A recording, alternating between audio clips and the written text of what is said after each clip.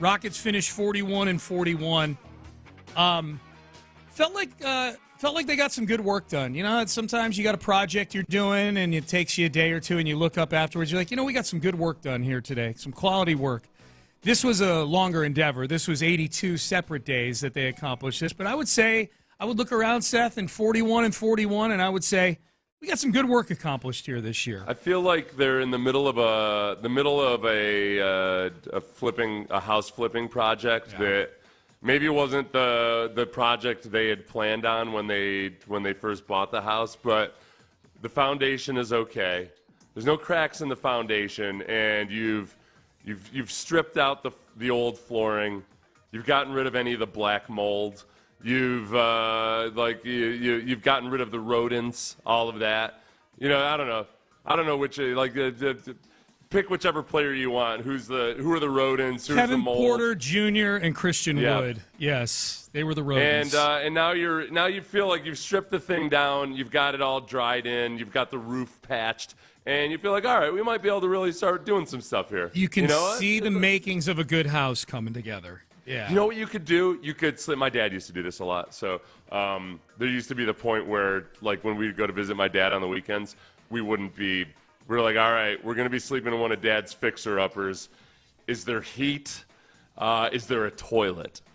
More times than not. So I feel like I'm already doing better than I did in my childhood because I'm sleeping in a Rockets house that has a toilet. They have a toilet? And has heat. Yeah. Okay. Yeah. There you go. And without fear of snakes or rodents or anything. Yeah. I think I can look at this and go, this thing is starting to come together a little bit. We are not pooping in 5-gallon buckets anymore. No, that was. You hear me, everybody? 2 years ago. We're pooping in a toilet with the Rockets. Damn straight.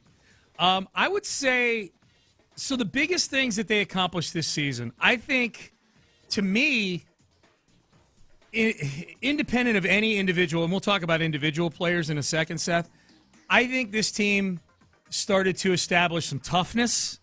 I think especially over the second half of the season when it looked like teams were really trying to either intimidate or get under the Rockets' skin. Yeah. I would say sometimes it was successful they got under the Rockets' skin, but I like the fact that the Rockets were chippy about it. I like the fact that the Rockets didn't take any crap from anybody. I like that there were ejections going on. I think Ime Udoka himself. No, of course. Yeah, 100%. Yes. Yeah. Half the time his coaching tips were more fighting tips than anything else. That's right. And it felt very much like Slapshot, I think, where, you know what, you lose the battle, but it's part of an effort towards winning the war. Sometimes you just get, we got to do something here. We got to have guys something to hang their hat on. Yeah. Let's get aggressive. Let's get chippy. Maybe a few guys get ejected. Maybe you don't win that game, but the larger element and the more important thing is that you feel like these guys are around each other. And then, you talk about toughness, Jalen Green played every damn game. He did. In this era of load management, Jalen Green, who at times when he was a younger player, even though he's still young now, we weren't always sure he was even awake during interviews. He was out there playing every damn game this year. Yep. That's not something that I was told the younger folks had an interest in, Sean. I was told that all they wanted to do was play video games and weigh in on the environment. That's all. That's all they want to do. No, Jalen Green out there for 82 straight games. Let's see what he's doing when he's 26, not 21. If he's still doing the 82 game thing, we'll see. But yeah, 82 games, admirable. But I think that's the biggest thing. I think you say that about D'Amico Ryans and Ime Udoka. D'Amico had Swarm. I don't know what the acronym is that Ime was using behind the scenes, if there was one, but whatever that ethos was that they were trying to impart on the team and the culture throughout, not just on the team, but throughout the building, I think both those coaches have been successful in doing that. That's, to me, number one. Number two, for me, and we'll stick with Jalen Green here for a second, he showed that at least for a long period during the season here, the month of March, that he has that elite scorer in a winning effort kind of club in his bag. You know what I mean? Yeah. Like he's averaged over 20 a game before in his career. He averaged 22 a game last year. Those were largely meaningless, inefficient points. He had a nice long stretch, a lot of it without Şengün, which certainly makes this offseason very interesting, but where he showed that he 30, 35, 40 points for you, but do it in a way that involves teammates and affects winning? Involves teammates, affects winning. I think if they allow that stretch where they were playing bad teams and going small to affect how they feel about Şengün, then that's mismanagement to an extreme degree in the offseason. Like, there's nothing about that stretch where they should say, like, looks like Şengün was just an afterthought, right. And because it became very clear and apparent once they started playing good teams that all right, the illusion of the being able to play positionless small ball forever has been smacked in our face. I think that's where it comes back to the players themselves and Ime Udoka figuring out exactly just how to get both those guys on the same page to where you can play just as well with both of them on the court. I'm not going to go through it again. I can't go through it. I can't live in that NBA where like good basketball players can't be on the court together. You can't figure out how to make it work. That's your job. That's your job as a coach, is to make it work. That's 100% true. And I keep forgetting too, Steven Adams is going to be on this team next year. Like Steve. So that's, you're right. For a team like even yesterday's game, like the Clippers were just getting every offensive rebound and whatever they wanted in the paint. Like bad Clippers were having their way in the paint. So, but Jalen Green, back to Jalen Green, showing that it is in there somewhere. Now he finished the season looking more like the guy pre that stretch of really, really good basketball than he did the guy playing that great basketball. So there. Once the I think some of that had to do with teams were like finally going, okay, well now we actually need a game plan for this guy. Right.